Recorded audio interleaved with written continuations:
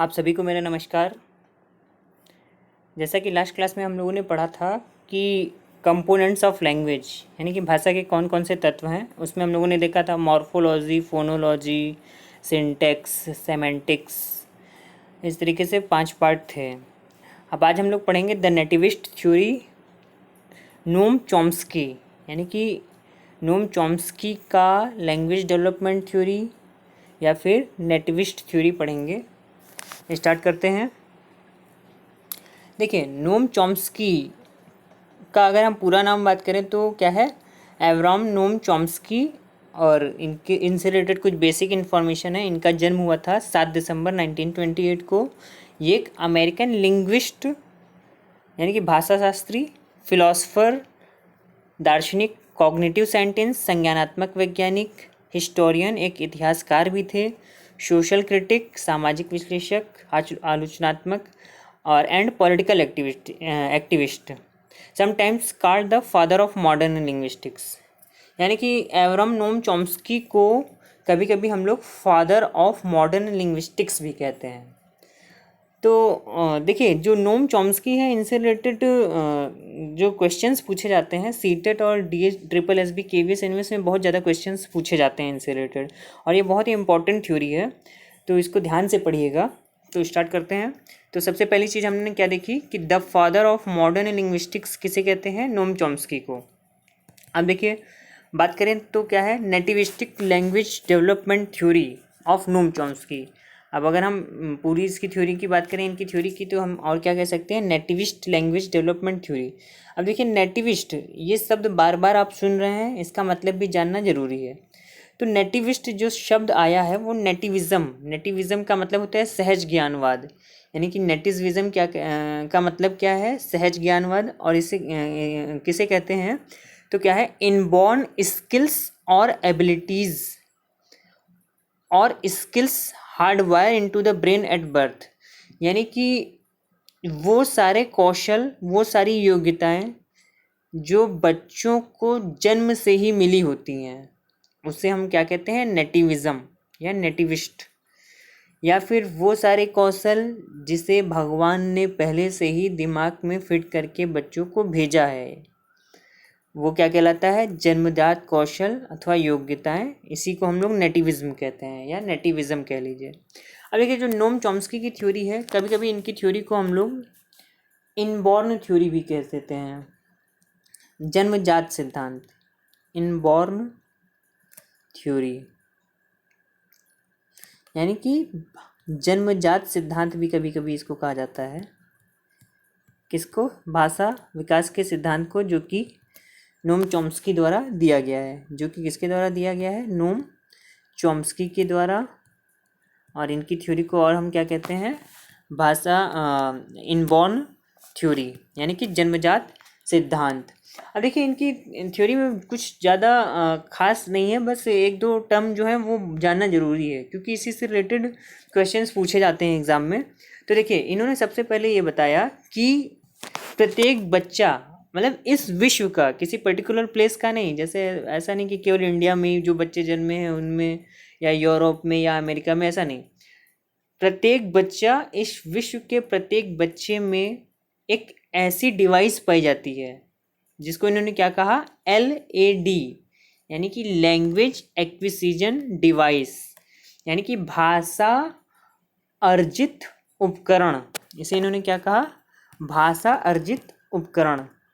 इन्होंने क्या कहा कि इस विश्व के प्रत्येक बच्चे में एक प्री इंस्टॉल्ड डिवाइस पाई जाती है, जिसे इन्होंने कहा लैंग्वेज एक्विजिशन डिवाइस, LAD।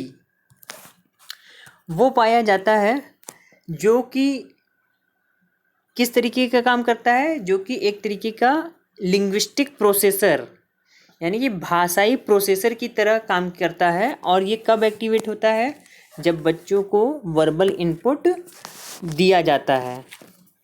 यानी कि देखिए, ये क्या कहते हैं नोम चॉम्स्की कि जो विश्व का प्रत्येक बच्चा है, Chomsky terms for the innate knowledge of grammar that humans were said to possess knowledge that enable young children to infer the rules governing other speech. यानी कि इन्होंने कहा कि प्रत्येक बच्चे के अंदर भगवान एक सॉफ्टवेयर डाल के भेजते हैं जिसको हम लोग क्या कहते हैं, लैंग्वेज एक्विजिशन डिवाइस। अब इसी के द्वारा जो है बच्चा किसी भी भाषा को सीखने में सक्षम हो पाता है। और ये डिवाइस कब एक्टिवेट होती है? ये डिवाइस एक्टिवेट होती है इस दुनिया में अवतरित होने के बाद, जब बच्चे को कोई वर्बल इनपुट दिया जाता है। तो वर्बल इनपुट देते ही क्या है, ये लैंग्वेज एक्विजिशन डिवाइस जो है एक्टिवेट हो जाता है और बच्चा भाषा सीखने के लिए पहले से तैयार हो जाता है। यानी कि अब देखिए आपके मोबाइल में भी जैसे कैलेंडर है आपके मोबाइल का, या अलार्म है, या फिर वॉच कह लीजिए, ये क्या है, ये सॉफ्टवेयर पहले से ही इसमें प्री इंस्टॉल्ड करके भेजे जाते हैं, इनबिल्ट होते हैं। आपको इसको अलग से इंस्टॉल करने की ज़रूरत नहीं पड़ती है और वो सॉफ्टवेयर अपना काम अकॉर्डिंग टू द प्रोग्रामिंग करने लगते हैं। सेम यही प्रोसेस क्या है बच्चों में है, भगवान उनको एक लैंग्वेज एक्विजिशन डिवाइस डालकर भेजते हैं ताकि वह कोई भी भाषा सीखने में सक्षम हो सके। अब देखिए इसी को कई लोग क्या कहते हैं, जैसे एक इनका कॉन्सेप्ट है यूनिवर्सल ग्रामर का। लैंग्वेज एक्विजिशन डिवाइस तो आप लोगों ने समझ लिया, अब यूनिवर्सल ग्रामर का टर्म समझिए क्या है। ये कहते हैं कि knowledge of rules that are common to all languages. यानी कि इनके शब्दों में यूनिवर्सल ग्रामर का मतलब क्या है कि लैंग्वेज एक्विजिशन के टर्म में जो बेसिक रूल्स हैं, यानी कि basic rules of grammar that characterize all languages. यानी कि भाषा चाहे जो भी हो, चाहे हिंदी भाषा हो, चाहे इंग्लिश भाषा हो, चाहे फ्रेंच हो, चाहे संस्कृत हो, मतलब भाषा कोई भी हो, उसके जो सीखने का रूल है, उसके जो सीखने का जो मेथड है, रूल्स है, वो सेम है। सेम कहने का मतलब क्या है, यूनिवर्सल ग्रामर आप लोग जब भी देखिए सेंटेंस पढ़ते हैं या टेंस पढ़ते हैं, सेंटेंस मेकिंग पढ़ते हैं, तो क्या है, सबसे पहले सेंटेंस बनाने का फार्मूला क्या होता है, सबसे पहले सब्जेक्ट होना चाहिए, फिर क्या होना चाहिए, वर्ब होना चाहिए, फिर ऑब्जेक्ट होना चाहिए, फिर एनी अदर थिंग्स। यानी इस तरीके से ये देखिए यूनिवर्सल रूल है। चाहे आप हिंदी का भी कोई शब्द बनाएं तो सबसे पहले उसमें सब्जेक्ट आता है, फिर वर्ब आता है, फिर ऑब्जेक्ट आता है। चाहे संस्कृत का कोई शब्द हो, वाक्य हो, चाहे इंग्लिश का कोई वाक्य हो। जैसे Ram is going to school, तो राम क्या है यहाँ पर, राम सब्जेक्ट है, इज़ वर्ब है, गोइंग टू स्कूल और स्कूल ऑब्जेक्ट है। इसी तरीके से राम स्कूल जाता है, अगर हिंदी में बात करें तो हिंदी में भी क्या है, सबसे पहले सब्जेक्ट आया, राम स्कूल जाता है ऑब्जेक्ट, फिर जाना वर्ब है। फिर उसके बाद और भी किसी लैंग्वेज में बात करिए तो जो यूनिवर्सल ग्रामर है, यूनिवर्सल का मतलब ही देखिए क्या है कि एक ऐसा नियम जो कि सब पे अप्लाई होता हो, यानी कि one rule which apply all over the world, all over languages. यानी कि एक ऐसा नियम या ऐसा सेट ऑफ रूल्स जो कि सभी भाषाओं पर लागू होता है। इसी को नोम चॉम्स्की ने क्या कहा, इसी को नोम चॉम्स्की ने कहा यूनिवर्सल ग्रामर। और इसी यूनिवर्सल ग्रामर को और भी क्या किन किन नामों से जाना जाता है, इसी को हम लोग कहते हैं जनरेटिव ग्रामर, इसी को कहा जाता है ट्रांसफॉर्मेशनल ग्रामर, और इसी को कहा जाता है स्ट्रक्चरल ग्रामर। यानी कि सार्वभौमिक भाषा व्याकरण, संरचनात्मक व्याकरण, ट्रांसफॉर्मेशनल का मतलब प्रतिरूप व्याकरण, और जनरेटिव का मतलब उत्पन्न। तो इस तरीके से यूनिवर्सल ग्रामर के देखिए कई नाम हैं, universal grammar, generative grammar, transformational grammar और स्ट्रक्चरल ग्रामर। अब देखिए आगे क्या बताया इन्होंने, देखिए एक जो लैंग्वेज एक्विजिशन डिवाइस की इन्होंने बात की, नोम चॉम्स्की ने, इन्होंने ये कहा कि ये जो लैंग्वेज एक्विजिशन डिवाइस है ये कब एक्टिवेट होता है, ये जब कोई इनपुट मिलता है तो ये लैंग्वेज एक्विजिशन डिवाइस एक्टिवेट हो जाता है। तो देखिए एक फिगर है, इसको ध्यान से समझिएगा, थोड़ा सा ब्लर है लेकिन समझने की कोशिश करेंगे और मेरी आवाज़ को ध्यान से सुनेंगे तो श्योर है समझ में आ जाएगा। देखिए पहला है लिंग्विस्टिक इनपुट। लिंग्विस्टिक इनपुट का मतलब जब बच्चे को कोई इनपुट दिया जाता है, जैसे बच्चे को बुलाया गया, उसका नाम लिया गया या उससे कोई बात कही गई, तो ये क्या है, लिखा है फीड्स इनटू। तो ये कहाँ जाके फीड हो जाता है, एलईडी में। अब ये एलईडी कहाँ है? हमारे मस्तिष्क में है। एलईडी कहाँ है? हमारे मस्तिष्क में है। ये एलईडी क्या लिखा है? देखिए ब्रेन मॉड्यूल यानी लैंग्वेज एक्विजिशन डिवाइस। अब देखिए यहाँ क्या क्या प्रोसेस होता है। Linguistic processing skills, linguistic processing skills और एग्जिस्टिंग नॉलेज लिखा है, यानी कि जो यहाँ पर एलईडी एक्टिवेट हो जाता है और भाषा का प्रोसेसिंग होना स्टार्ट हो जाता है। अब उसके बाद जब एलईडी से आगे बढ़ें तो यहाँ पे देखिए लिखा है विच जनरेट्स का मतलब अब यहाँ से कुछ मीनिंग उत्पन्न होती है। वो क्या है? अ थ्योरी ऑफ लैंग्वेज, यानी कि अब थ्योरी ऑफ लैंग्वेज जनरेट हुआ। थ्योरी ऑफ लैंग्वेज देखिए कंपोनेंट जो बताए थे मैंने अभी लास्ट क्लास में, फोनोलॉजी, मॉर्फोलॉजी, सेमेंटिक्स और सिंटेक्स, ये लैंग्वेज के कंपोनेंट थे। अब इन सब प्रोसेसेस के बाद, मतलब इन सब स्टेप्स के से गुजरने के बाद क्या होता है कि जब ये डिकोडिंग होती है भाषा की, तो ये क्या करता है? विच डिटरमाइंस द आउटपुट। अब आउटपुट पे देखिए क्या मिल रहा है? चाइल्ड्स ग्रामेटिकल कॉम्पिटेंस, बच्चे का जो है ग्रामेटिकल कॉम्पिटेंस क्षमता बढ़ती है, यानी comprehension of others speech production. यानी कि इनपुट गया यहाँ पर, इनपुट के बाद आपको मिला यहाँ पर एलईडी पर प्रोसेसिंग हुई और प्रोसेसिंग के बाद बाहर आउटपुट आया। तो इस तरीके से क्या है? ये एक पूरा प्रोसेस है। और देखिए यहाँ एक फीडबैक दिया गया है। कहाँ पर?